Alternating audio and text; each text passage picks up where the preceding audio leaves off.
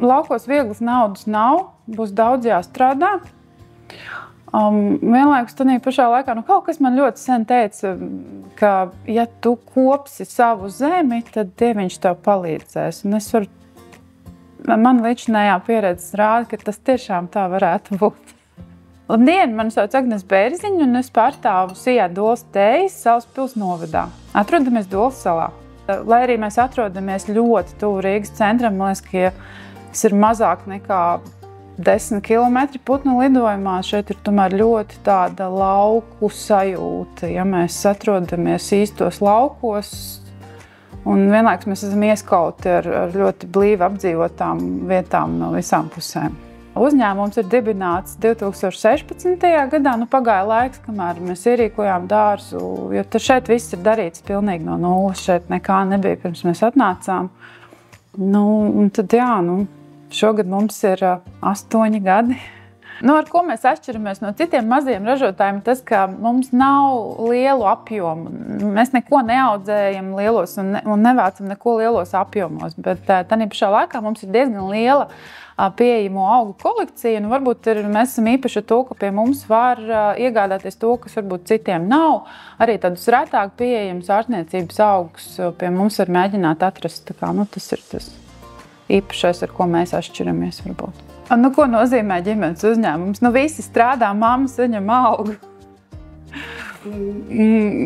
Protams, ka tas ir reizēm tas ir mazliet grūti, bet no otras puses, domāju, ka ilgtermiņā tas ir ļoti vērtīgi mums tieši kā ģimenei, jo mēs kopīgi veidojam savu nākotni šeit. Viss tas, ko mēs šeit darām, ko mēs mēģinām šeit izveidot, tas ir mūsu pašu.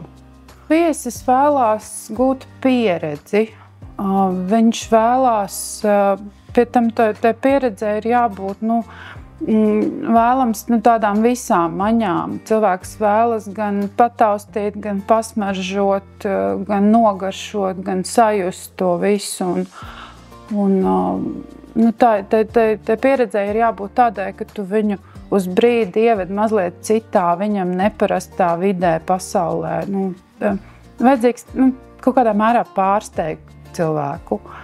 Turisma piedāvājumam ir jābūt draudzīgam tavai kopienai, lai tas netraucētu taviem kaimiņiem, taviem apkārtnes iedzīvotājiem. Tam ir nozīme, tas jāņem noteikti ir vērā.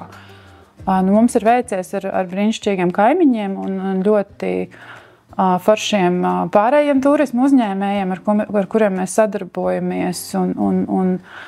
Svarīgi būt uz viena viļņa. Principā doma ir tāda, ka cilvēks piemēram, no pilsētas var atbraukt uz Doli, izstaigāt mežu, apmeklēt Daugavas muzeju, pārnakšņot kādā foršā naktsmītnē, ienākt pie mums veikaliņā uz tēju, iepazīties ar mūsu piedāvājumu, kur mums ir ne tikai mūsu produkcija, bet arī citu mazo vietējo ražotāju piedāvātie produktiņi. Tāda vispusīga pieredze. Ja jūs interesē mūsu ražotā produkcija, tad aicinu jūs ieskatīties mājaslapā www.dolastējas.lv.